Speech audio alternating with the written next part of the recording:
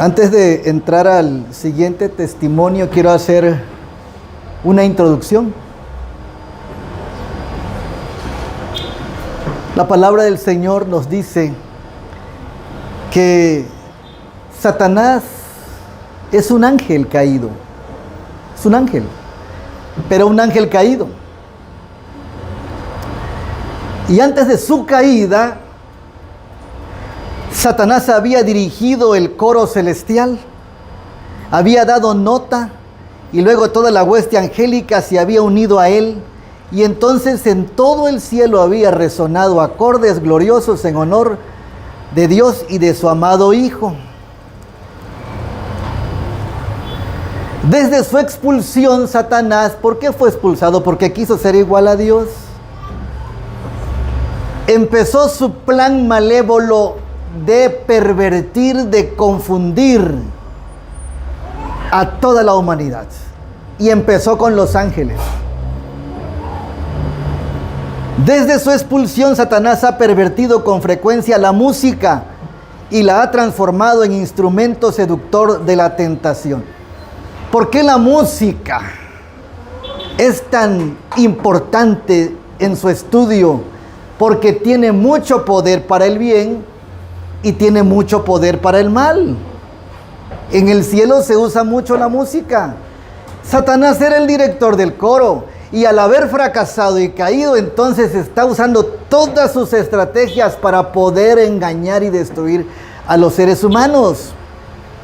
Entonces la música, que se usa también para la tentación, pero debidamente empleada, es un precioso don de Dios, destinada a elevar los pensamientos más nobles y a inspirar y a levantar el alma. La voz es un don destinado a ser una bendición. La voz humana expresada en canto constituye uno de los talentos dados por Dios y que debe emplearse para su gloria. El enemigo de la justicia utiliza provechosamente ese talento a su servicio, y lo que es un don de Dios dado para bendecir el alma, lo usa para pervertir. Mal aplicado y sirve a los propósitos de Satanás. Este talento de la voz es una bendición si se consagra al Señor para servir su causa. Es un don que Dios desea orientar. Cuando Dios dirige el culto y la música, no habrá extremos que distorsionen la adoración de la iglesia. Se evitarán el fanatismo y el formalismo, el descuido y el profesionalismo. Elena G. de White rechazó enfáticamente el tipo de culto celebrado durante el Congreso campestre en Indiana 1900. Miren lo que pasó en 1900. A su entender, las reuniones en Indiana, ¿con qué cosa? ¿Y qué más? No las recomiendan las mentes concienzudas inteligentes. Añadió que el ruido y el alboroto en sí mismos no constituyen ninguna evidencia en favor de ¿qué cosa? De la santificación o del descenso del Espíritu Santo. Y la gente, cuando hay ruido, cuando hay más alta la música, cuando hay más luces, dicen, es el Espíritu Santo el que me está transformando. Cuidado, porque Satanás también es un espíritu malo. Las instrucciones recibidas apuntaban en otra dirección. El Señor quiere que sus servicios se caractericen por el orden y ¿qué más? La disciplina. Orden, disciplina, y no por la agitación y la confusión. La gente piensa que entre más grita, más adora a Dios. La gente piensa que entre más llora, entre más salta, adora a Dios. No, Dios es un Dios tranquilo y de orden. Cuando se derramó el Pentecostés, el Espíritu Santo en el Pentecostés, la Biblia nunca menciona que los apóstoles gritaban y saltaban y aullaban. No, estaban unánimes alabando a Dios. Y los idiomas en que hablaban eran gramaticales y de distintos países, no eran voces raras ni extrañas.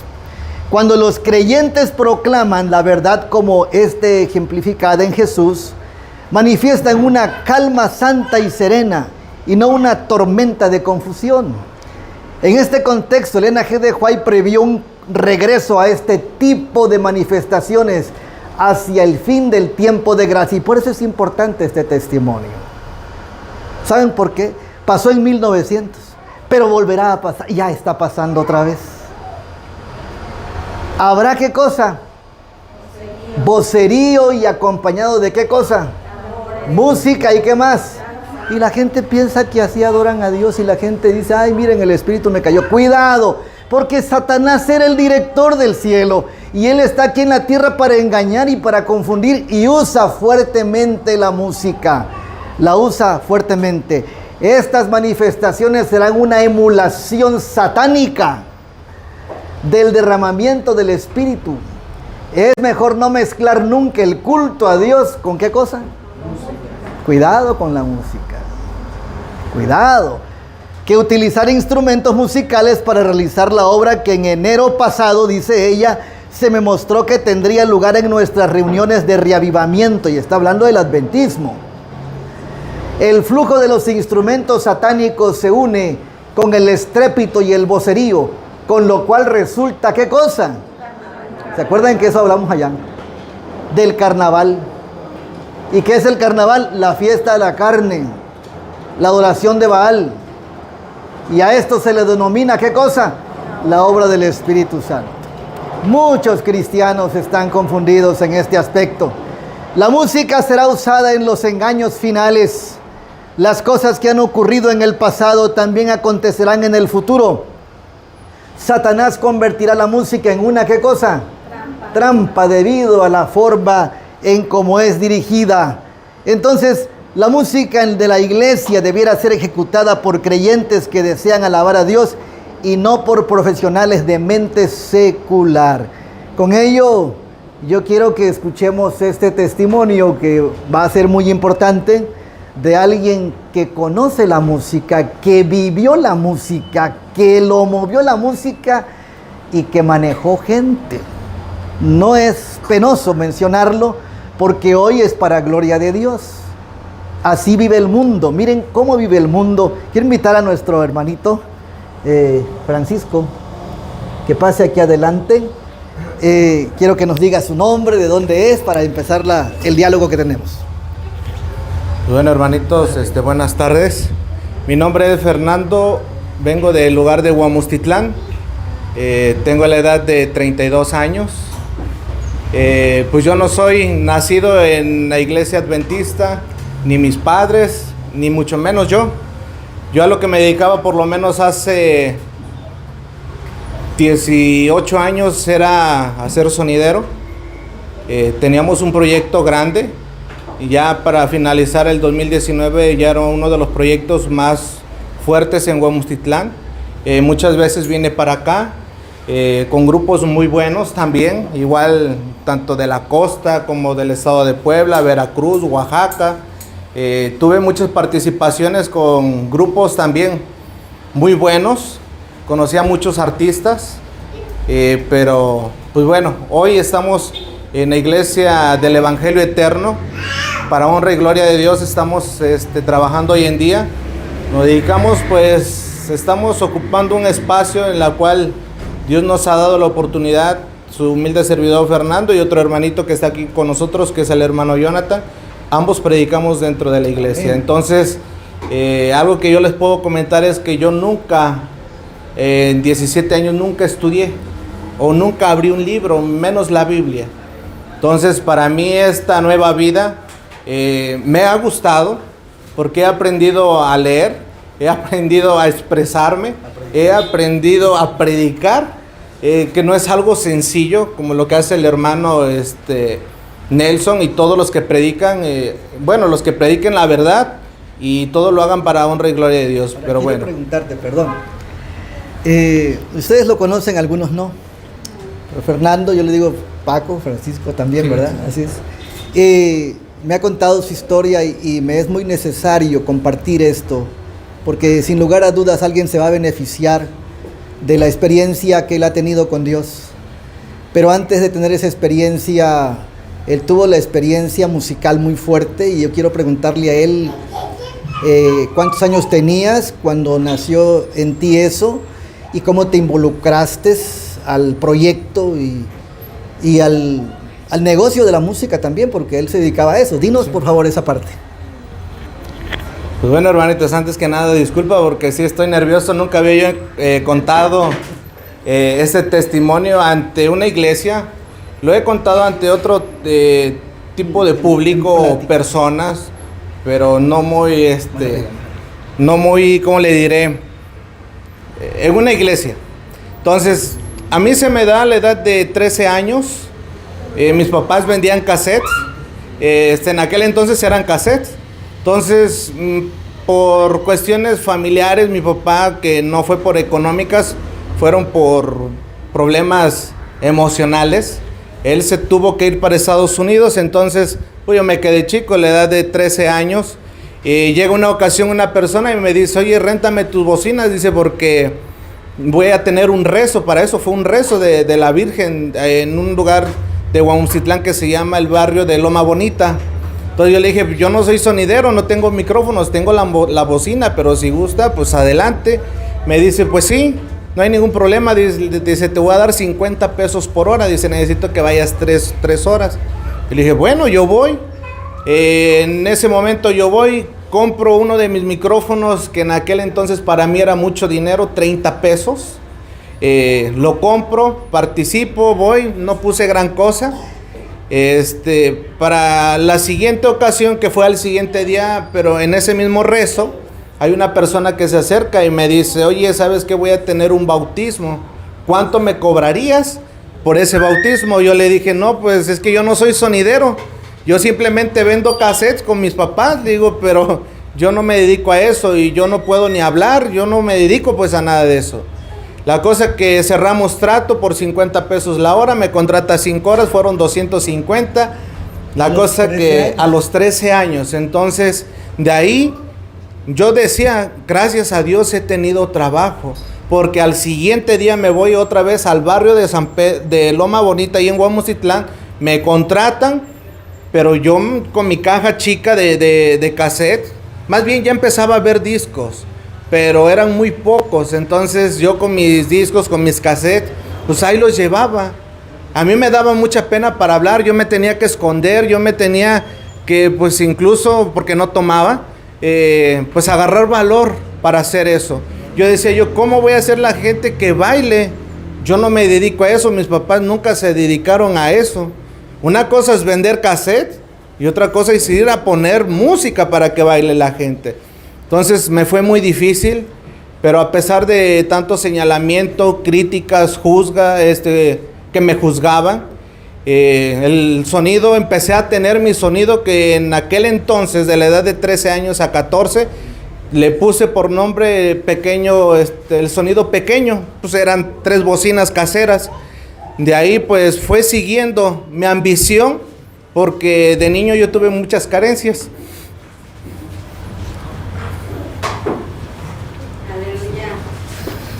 Y yo dije, no voy a dejar esto porque me está dando una economía. Y yo de regresar a ser pobre jamás. Pues un niño de 13 años, ¿qué podemos hacer, verdad? Entonces me aferro a ese trabajo. Y me aferro. Yo me acuerdo que trabajaba y en otras cosas, ese dinero que me lo daban, lo iba yo guardando para comprar bocinas que a lo mejor tenían un valor de 120, para mí era mucho dinero. Pero bueno, lo fui haciendo. Después empecé a trabajar en eso, pero mis micrófonos pues no pasaban de esa cantidad. La gente le empezó a gustar. No sé, pero yo así de que yo me sentara a escuchar música y que porque a mí me gustaban las fiestas, no. Hoy en día me preguntan, oye, ¿cómo fue que eres sonidero si no te gustaba la música? No sé, pero lo que sí sé era por necesidad. Entonces, fue creciendo el sonido. Llega un momento en que mi papá llega de Estados Unidos con otros aparatos, dice, te los regalo, creo que tienes un sonido y trabájalos. Pero las bocinas seguían lo mismo. Y así es como, pues mi mamá, al poco mucho, me completaba para unas luces, que a lo mejor eran 100, 200, pero para mí era un dineral. Pues mis hermanos siempre apoyándome, de cierta forma. Entonces llega una ocasión en que el sonido empieza a crecer, a tomar forma. Llega a tomar forma que yo empecé a tomar muy en serio este trabajo. Y así como fue pasando el tiempo, empecé a aprender a manipular a la gente. En todos los aspectos se manipula a la gente dentro de un sonido. Fui creciendo, claro, empecé a hacerle inversiones. Conforme lo que iba yo ganando, yo no lo gastaba ni para chanclas, ni para chicles, no, nada. Todo lo que iba yo juntando era para juntar más bocinas. Fui aprendiendo a través de varios compañeros que me decían, mientras tú más bocinas tengas, más fácil que la gente baile y te contrate. Y dije, bueno, sí es cierto. Me llegué a comprar mis bocinas en aquel entonces no muy caras, pero bueno, hoy en día yo lo veo así, pero para mí eran muy carísimas, según ya profesionales. Empecé a tener trabajo casi todos los días, soltero. Yo nunca tenía en mente ni casarme ni juntarme, porque esa era mi meta, llegar a tener un sonido que cumpliera. Entre nosotros los sonideros le denominamos calidad 5 estrellas, que tiene que tener show de luces, buen audio, iluminación, video, show ballet. En mi caso ya traíamos un show de fuegos pirotécnicos, fuego de serpentinas, botargas, torito de lumbre. O sea, era un show completo lo que nosotros ya traíamos. ¿Qué era, Fernando? Porque llegó a ser un negocio. Sí. Ya llegó a ser tu forma de vida desde los 13 años, muy increíble. Pero, ¿a dónde tú le dijiste, aquí le atiné y sé que esto mueve a la gente? Llega un momento, hermanitos, que le cambio de nombre. Ahí es donde empieza todo ya más profesional, porque me doy cuenta de cómo manipular a la gente y le pongo Sonido Yemayá en honor, porque nosotros creíamos en la Santa Muerte. Entonces nosotros, bueno, en mi caso yo le pongo Sonido Yemayá, empieza a tomar forma todo esto, empiezo a perfeccionar mi forma como DJ. Entonces empiezo a estudiar más la música y empiezo a estudiar más el comportamiento de la gente. Porque ya me empezaba yo a dar cuenta que yo llegaba yo a los eventos y digo, los tengo que hacer bailar porque eso se me contrata. Se me contrata para que yo les dé diversión, más no para que estén sentados. Entonces llega un momento que yo analizo la música, llegaba yo, dejaba yo que los trabajadores armaran, pero yo mientras estoy analizando a la gente que está alrededor. La gente, por ejemplo, los vecinos, qué música están escuchando. El de la fiesta, qué música también le gusta. Cómo se expresan, cómo platican con los amigos, cómo platican entre familia. Y si yo veía que la familia era muy tosca, muy grosera, muy vulgar en todos los aspectos, que no se llevaba bien con el vecino, entonces decía yo, este es de corridos, este es de narcocorridos.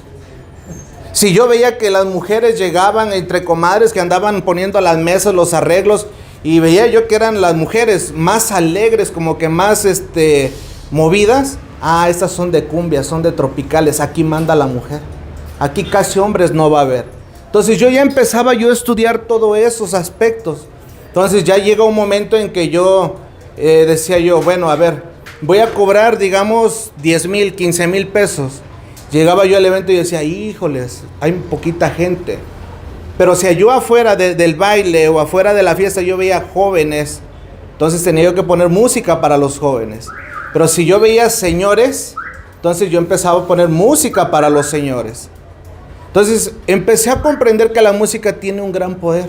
Porque si yo le comentaba al hermano, porque si yo los quería hacer bailar, tenía yo que ver el comportamiento de la gente.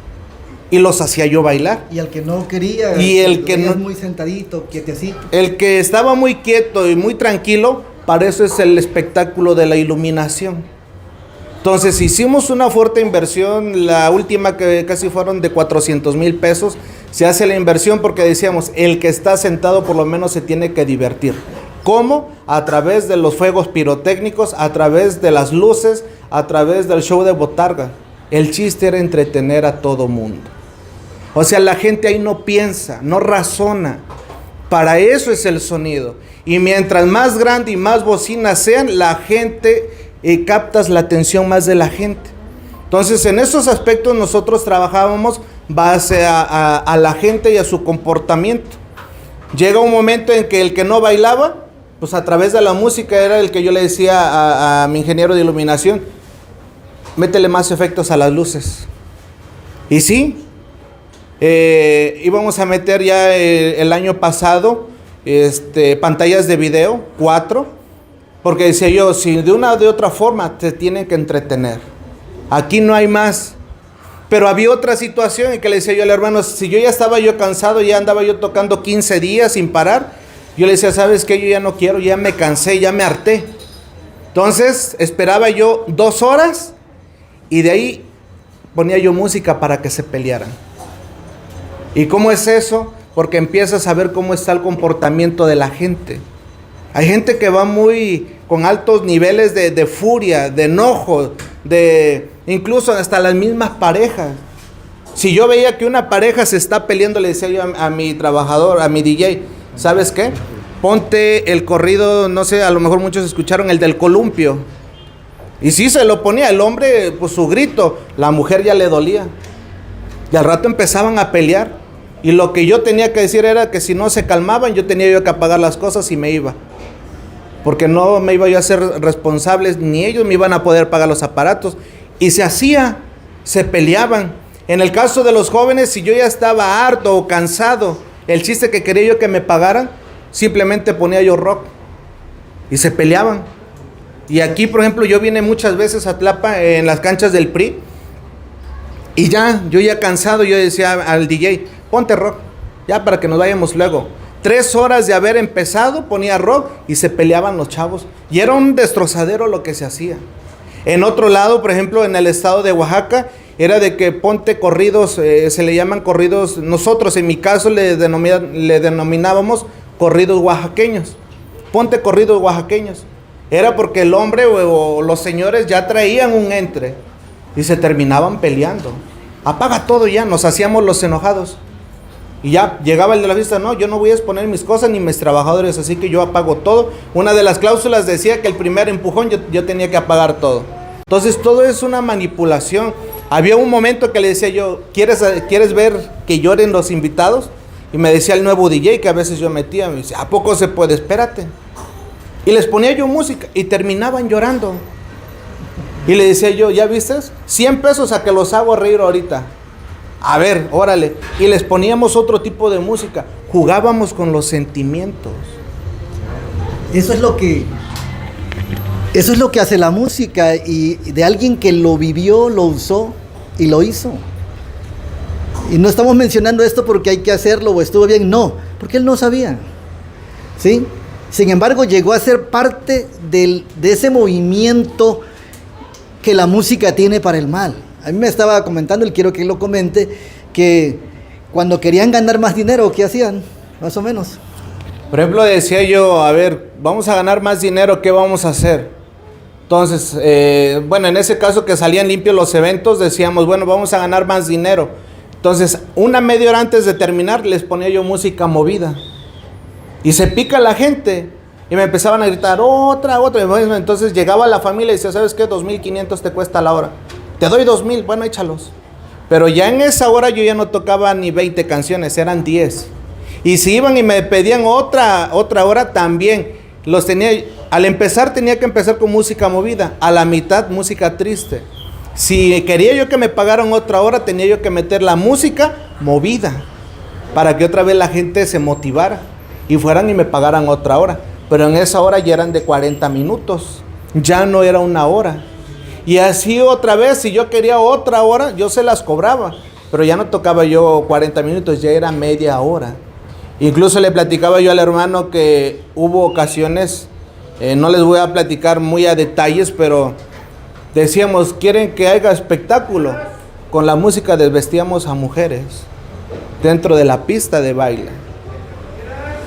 Mujeres que les pedíamos la prenda interiores y nos las aventaban, nos las regalaban por un disco o porque salieran en la foto conmigo, porque sí llegaron a tomarse muchas fotos conmigo. Le decía yo a mis trabajadores, ¿quieren ver que una persona de la tercera edad baile tubo? Órale, jugamos nuestra paga. Si la hago bailar, no te pago lo de tu día, pero si no, yo te doy el doble. Órale. Y sí, las hacía yo bailar tubo a las personas de la tercera edad, porque yo ya tenía bien estudiado el conocimiento de la gente, las emociones. Por eso yo le comentaba ayer al hermanito, que yo he visto predicaciones que utilizan la música. Y si ve el pastor que la música, en la predicación no les está llegando, pone la música instrumental, la música con sentimiento, y todo mundo termina llorando, porque las fibras las tocan. Y es algo que yo le decía al hermano, a mí no me va a poder engañar, porque yo lo hice muchos años, 17 años tardé en ese trabajo. Pues bueno, ya mi salida fue por el abuso de alcohol, drogas, y pues bueno, hoy por la gracia de Dios estoy compartiendo esto que no es grato, pero pues bueno, hicimos muchas cosas también con la música, muchas cosas, a tal grado de que un día también me encerraron en barandillas, y antes de que me llevaran yo excité a los jóvenes a que si me encerraban yo no iba yo a poner la música, así que vieran la manera de que me sacaran. Hubo peleas, incluso destruyeron como dos patrullas, no voy a decir el lugar porque me imagino que se va a ver.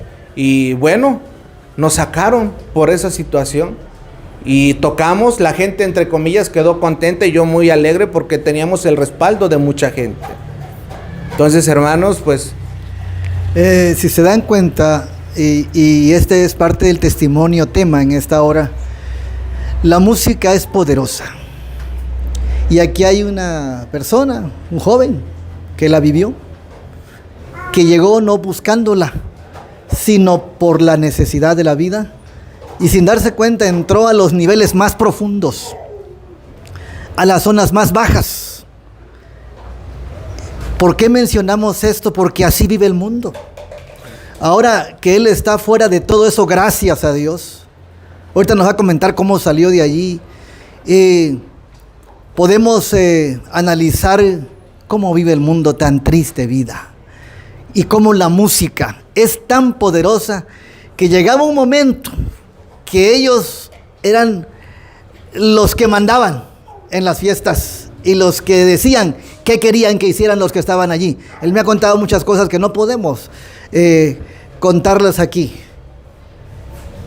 pero lo que en esencia y lo más interesante es entender que la música está siendo utilizada por el enemigo. Y algo que él acaba de mencionar muy importante: la música ha trascendido y se ha metido por la ventana a todas las congregaciones, ¿sí? Él escuchaba en una ocasión, lo que nosotros hemos escuchado muchas veces, como grandes evangelistas evangélicos y aún unos adventistas, para atraer a la gente, usan la música.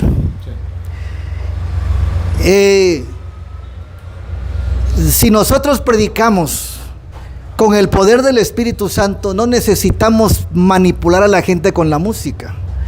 Pero cuando no hay Espíritu Santo, entonces se maneja la música. Y tú te diste cuenta qué tipo de música es que subyuga, que la llevó hacia la gente. ¿Qué tipo de música sería esa? Aunque es cristiana la música, ¿no? Sí, de hecho yo la vi con un pastor adventista. Bueno, en sí el nombre de ese tipo, de ese género no lo conozco, pero en nuestro caso, bueno, yo, pues mi pequeño conocimiento, pues sería conocida como instrumental. Otra de las grandes cosas que le comentaba yo al hermano es que la música, mientras más despacio, es mejor, porque mientras el oído a duras penas la escuche, tú le pones más atención. Nosotros manejamos 3 niveles: medios, graves y agudos. Y de acuerdo al lugar y de acuerdo a la capacidad de la gente es los niveles, los decibeles que tú trabajas.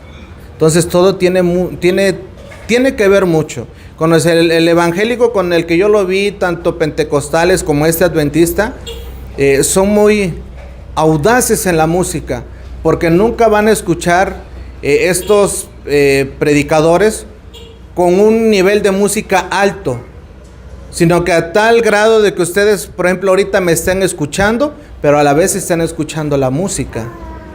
Y eso es algo que nunca lo van a poder ustedes distinguir, porque eso necesita mucho el desarrollo del oído. Uno de los grandes problemas que hoy tengo hoy en día es el oír. Porque yo desarrollé tanto mi oído y tanto que lo esforcé, que hoy en día si ustedes hablan despacito yo no los escucho. Tengo que estar preguntando qué, porque no los oigo. Pero esa es una de las consecuencias o de las facturas que tengo que pagar. Ahora lo último, porque vamos a continuar un poquito más acerca de esto. ¿Cómo el Señor te sacó de ahí? ¿Y a dónde te colocó? Bueno, hermanos, recuerdo bien que fue el 4 de octubre del 2019, precisamente hace un año. En Huamucitlán fue mi última participación en un barrio que se llama El Rosario. Ahí se me pasó lo que fue el alcohol.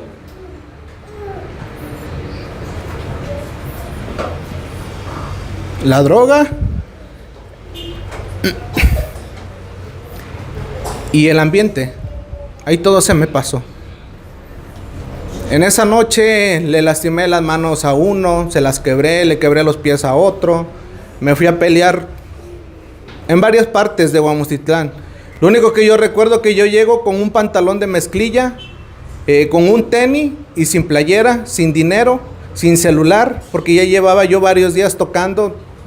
Quiero imaginar que yo perdí en esa noche como alrededor de 40,000 pesos. No sé ni dónde quedaron. Un celular que apenas había yo comprado. Que por cierto, pues ya ve que en la vida mundana se compra siempre uno cosas caras para quedar bien ante la gente. En esa ocasión llego, mis papás pues se tienen que dar cuenta de esas circunstancias. Entonces mi esposa habla conmigo al siguiente día que qué vamos a hacer. Para acabar pronto llega mi suegra al siguiente día, pues yo con el pie lastimado, mis manos peladas. Yo no sabía qué pasó, el sonido quedó instalado. Como a las 12 del mediodía van llegando con las cosas. Bueno, una de las situaciones es que habla mi mamá conmigo, mi esposa y mi papá y me dice, ¿sabes qué? Te tienes que congregar. Y le digo a mi esposa, ¿sabes qué? Yo quiero vender el sonido. Porque yo no sé cómo le voy a hacer para quitarme de esa vida. Y me dice ella, pues sí, véndelo. Mis papás también lo aprueban. El sonido estaba evaluado cerca de 1,400,000, no, 1,600,000 pesos, más de 1,5 millones. Que hay un vulgar corriente que dicen en la calle que lo del agua al agua. Yo nunca vi ese dinero hoy en día que yo lo vendí. Se toma la decisión para el mes de diciembre, yo ya no tengo nada. Lo vendo, me empiezo a congregar. Pero para mí era difícil, porque en el mes de diciembre cuántas fiestas hay a cada rato. Y yo decía, yo ahí estaría yo tocando. Yo lloraba porque esa vida a mí me gustaba. Y lloraba porque ahí había mucho dinero de por medio.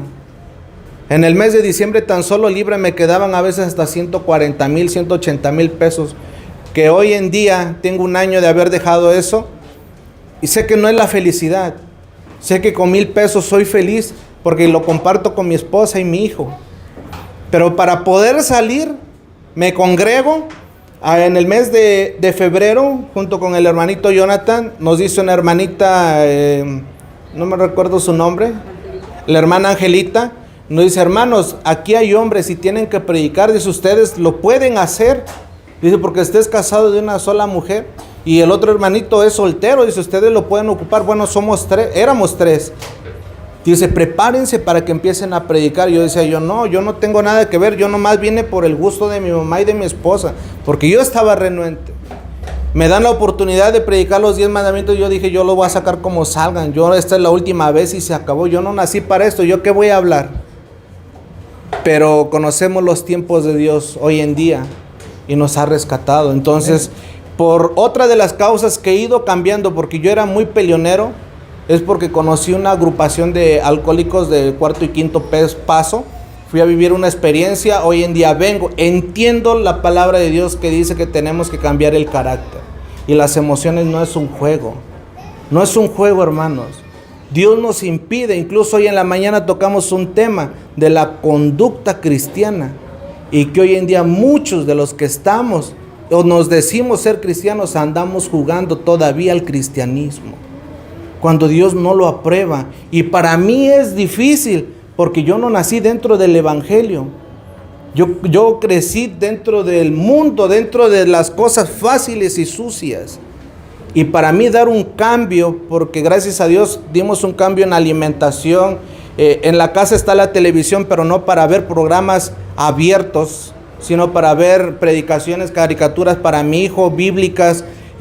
No vemos otra cosa más que hoy en día le dedico el tiempo a Dios, me paso más tiempo preparando el tema. Hay ocasiones que le doy a Dios hasta 6, 7 horas de estudio para poderme preparar para el día sábado. Pero todos estos cambios son para honra y gloria de Dios. Yo no he hecho nada, simplemente Él me ha transformado porque necesita guerreros. Amén. Porque nadie nos quiere hacer, hermanos. Yo los invito a los que ya somos grandes o ya tenemos años. Yo al menos tengo un año, pero vamos a obedecer a Dios, porque Dios no es un Dios de juego. Es un Dios tan amoroso que yo le agradezco de donde me ha sacado y hoy en día donde estoy. Y sé que Dios es tan amoroso que hoy me tiene bien vestido. A lo mejor serán ropas que yo he comprado de 30 a 35 pesos, tanto como he comprado ropa nueva, pero Dios me ha tenido bien vestido, me ha dado mis alimentos, me ha dado una familia feliz. Puedo decirles que desde que nos juntamos con mi esposa no hemos peleado, menos ahorita, hermanos. Pero Dios, se lo agradezco que me ha dado esta oportunidad y de donde me sacó. Y así me imagino que a todos ustedes también, hermanos. Pero aprovechemos la oportunidad y no le andemos abriendo las puertas al enemigo a través de la música. Eso es lo que yo les puedo pues exponer de mi vida y que hoy en día estoy aquí con ustedes. A lo mejor para mí sí es penoso porque lo he compartido a lo mejor de otra forma diferente en plática, conversaciones, pero en una iglesia no, porque también me gustaría tocarlo a detalle para que ustedes entiendan cómo una vida así no es bonita. Dios te bendiga. Y cuando yo escuché todo esto, yo vi el poder de Dios, de un corazón que se abrió para Él y se abre para todos. Así que, ¿cuántos estamos contentos por ese testimonio? Agradecemos al Señor. Dios te bendiga. Gracias. Felicidades. Y hermanos, Dios es un Dios bueno y misericordioso. Él puede ayudar a cualquiera en cualquier nivel. Y en este momento tomamos este espacio porque se me hace muy interesante una de las armas más poderosas de Satanás, que trabaja con la mentira, que trabaja con el engaño, que trabaja con las simulaciones, es la música. ¿Sí? Y si ustedes se dan cuenta, díganme dónde no hay música. ¿Dónde no hay? Todos lados la hay. Le platicaba yo, no sé a quién, a la hermana Odi, que he ido a caminar aquí al deportivo para hacer ejercicio, ¿no? Pero la gente ahora quiere hacer ejercicio con música. Y no hay diferencia entre un salón, una disco, entre lo que quieren hacer como deporte. Y no hacen nada de ejercicio porque la música a alto volumen que tiene afecta a los órganos internos. Y muchas otras cosas que ya no se mencionaron, pero que son sumamente interesantes de saber qué música escuchamos. ¿Y saben por qué digo esto? Porque Satanás está a cargo de la música mala. Él está a cargo de la música mala.